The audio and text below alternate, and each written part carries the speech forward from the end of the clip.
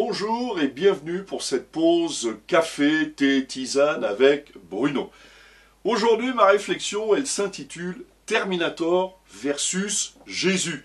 On dirait le titre d'un film, mais ce n'est pas le cas. Bien que, on va parler du film Terminator, ce film sorti en 1985 avec Arnold Schwarzenegger comme héros principal, incarnant d'ailleurs ce fameux Terminator. Terminator, c'est un robot à apparence humaine venu du futur pour tuer ou terminer, d'où le nom Terminator, Sarah Connor, une jeune femme. Pourquoi la tuer?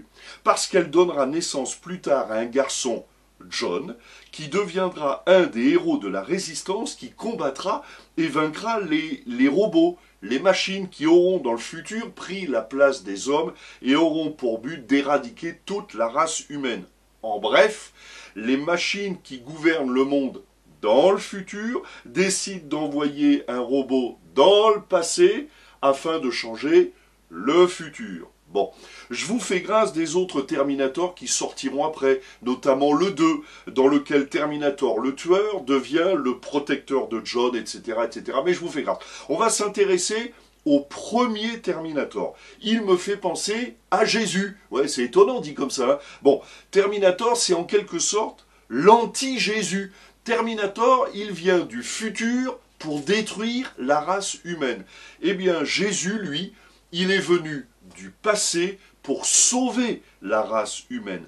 Comment? En effet, un événement qui a eu lieu il y a 2000 ans sur le mont Golgotha, la crucifixion de Jésus, peut avoir un impact sur ma vie aujourd'hui. Le synonyme de la croix, c'est l'amour de Dieu pour tous les hommes, authentique, passionné, vrai, gratuit, un amour qui se bat, un amour qui change des vies, qui console, qui guérit, qui rebâtit, qui reconstruit, un amour qui va jusqu'au bout, qui se donne pour nous qui ne méritions rien, un amour qui va au-delà de la honte, de la trahison, du rejet, de la haine, de l'incrédulité, de l'indifférence, pour nous arracher au désespoir. Cet amour, c'est une passion. Le lieu de la crucifixion, le mont Golgotha, c'était un lieu en dehors de la ville de Jérusalem, en dehors de ses murs, un lieu de honte, de détritus, une sorte de décharge. Il y avait là des centaines de crucifixions, des croix qui avaient été dressées, des brigands, des malfaiteurs. Mais un de ces crucifiés est connu. Il a changé la vie de millions de personnes. Il y a aujourd'hui 1 milliard de chrétiens dans le monde, 600 millions de chrétiens évangéliques, des églises dans le monde entier qui ne cessent de grandir chaque jour, des personnes découvrent l'amour de ce Dieu. Pourquoi la crucifixion de Jésus a un tel impact? Pourquoi est-ce qu'un événement finalement qui s'est passé il y a 2000 ans peut encore avoir un impact aujourd'hui? Eh bien parce que justement, la crucifixion, ce n'est pas simplement ou seulement un impact, un événement qui s'est déroulé il y a 2000 ans, mais c'est la manifestation de l'amour agissant de Dieu à notre égard. La croix, c'est plus qu'un événement, c'est un message, une parole de vie, d'espoir, de miracle. La croix aussi, c'est un événement qui a été attesté par des centaines de témoignages d'historiens.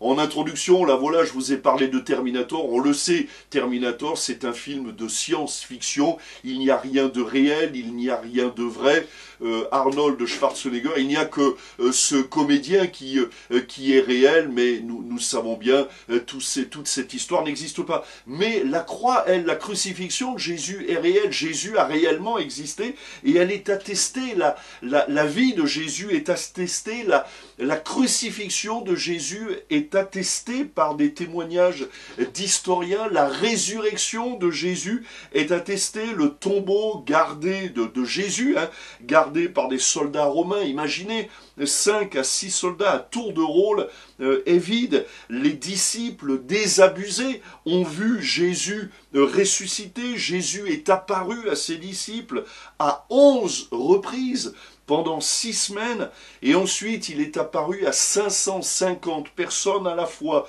sans compter le témoignage des croyants jusqu'à aujourd'hui dont la vie a été changée par la foi en Jésus, y compris la mienne. Ouvrez pendant ces quelques minutes vos cœurs à la possibilité de la réalité de Jésus. Dieu ne change pas. Il est le même hier, aujourd'hui et éternellement. Ses promesses sont oui et amen. Les hommes promettent et font ce qu'ils peuvent, mais ce que Dieu dit, il le fait. À la croix, Jésus a brisé le mur qui nous séparait du ciel, de Dieu, de son royaume. Il a déchiré le voile nous permettant d'entrer dans la présence de Dieu. Pourquoi est-ce que la croix, qui s'est déroulée il y a 2000 ans, peut avoir un tel impact aujourd'hui dans nos vies?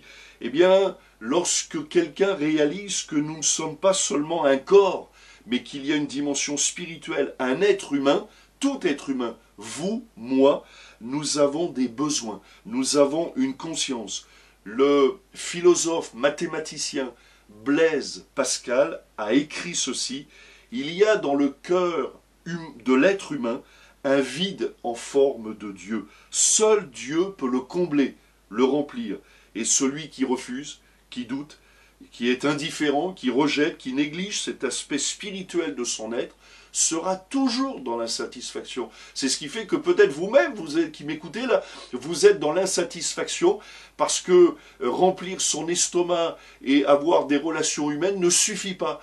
Mais l'être humain a été créé de telle sorte que j'ai besoin d'une relation spirituelle. Il y a un vide, il y a un fossé, il y a un vide spirituel que seul Dieu, une relation, une connexion avec Dieu peut combler. Donc l'homme sans Dieu sera toujours un être incomplet, inachevé. La croix, elle révèle la vérité, la réalité d'un Dieu qui t'aime, pour qui tu as ou vous avez de la valeur, pour qui vous êtes précieux et qui s'est battu pour vous.